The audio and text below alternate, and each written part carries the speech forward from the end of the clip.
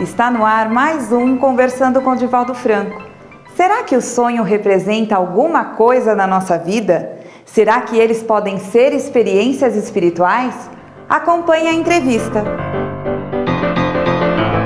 Freud afirma que os sonhos são veículos de expressão do nosso inconsciente. Já outros há que afirmam que os sonhos nada representam. Como o Espiritismo conceitua o sonho? Nós damos razão a ambas as correntes, porque os nossos arquivos no inconsciente mantêm as nossas experiências exitosas, as fracassadas e as não realizadas. Toda vez quando nós anelamos por determinada coisa e não logramos, geramos uma frustração e ela fica no arquivo do inconsciente.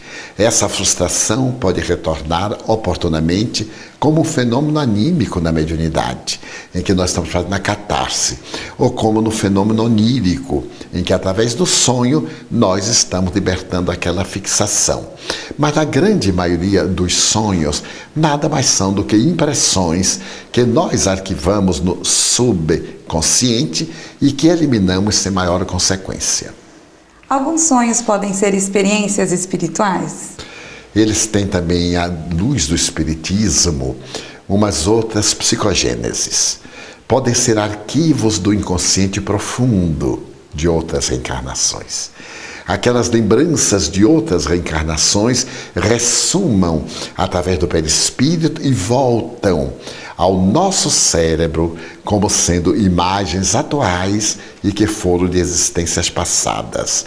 Também eles podem ser resultados de fenômenos mediúnicos, graças ao desdobramento, como o espírito pode desligar-se parcialmente do corpo, assevera Allan Kardec que, nesses momentos, os encontros espirituais, as viagens chamadas astrais, Allan Kardec não usa a expressão, essas viagens espirituais em que nós vemos paisagens, encontramos pessoas, quando retornamos é elaborado o sonho dentro do nosso consciente e nós trazemos a imagem viva.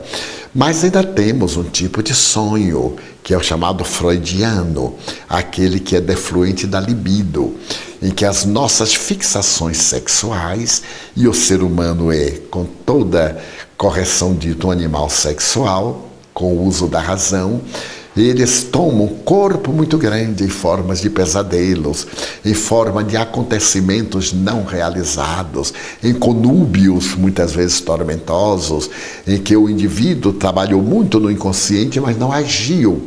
Então eles agora retornam de maneira perturbadora.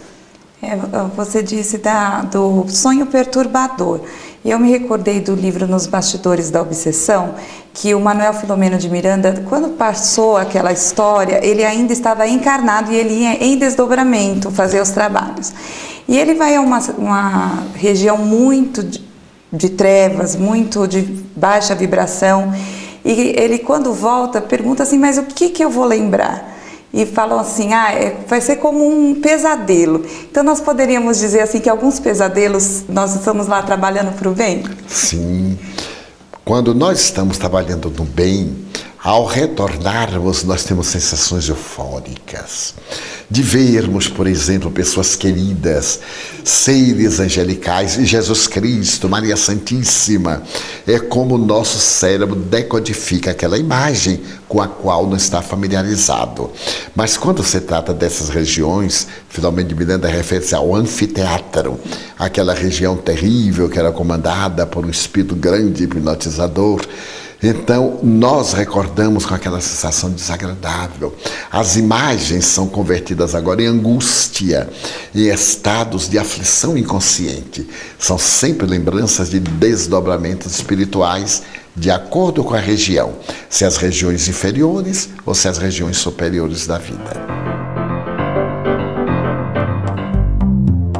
Os sonhos e seus significados sempre despertaram o interesse da humanidade. Recentemente, a ciência descobriu que até mesmo os bebês sonham dentro do útero da mãe. De acordo com a ciência, os sonhos são uma experiência do inconsciente que ocorre durante o sono físico.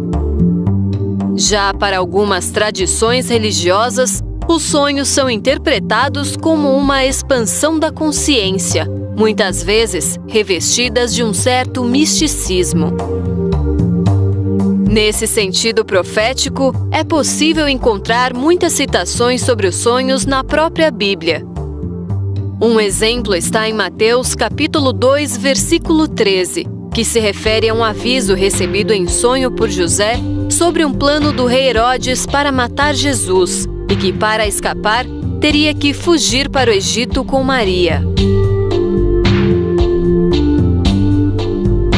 Mas o tema ganhou um sentido mais científico com as pesquisas de Sigmund Freud, o pai da psicanálise, e de seu discípulo, o psiquiatra suíço Jung. Freud definiu o conteúdo dos sonhos como uma realização dos desejos dos indivíduos. Jung acreditava ser uma ferramenta da psique em busca do equilíbrio por intermédio da compensação. A questão 401 de O Livro dos Espíritos explica que durante o sono, os laços que prendem o espírito ao corpo se afrouxam, o que permite que seu espírito possa se locomover pelo espaço, mantendo um contato mais direto com sua verdadeira pátria, a pátria espiritual. Quanto ao conteúdo desses sonhos, ele dependerá da sintonia mental do indivíduo e do estágio evolutivo em que se encontra, ou melhor, se serão bons sonhos ou pesadelos. Embora os significados dos sonhos se diferenciem de acordo com a crença pessoal de cada um, quando se trata dessa fábrica de imagens e símbolos, explicações é o que não faltam. Para o Espiritismo, os sonhos podem ser resultados de experiências extracorpóreas. E você que tem medo da morte, pode encontrar neles uma prova de que depois da vida, só existe vida. Pois todas as noites, você de uma certa forma morre renascendo no dia seguinte.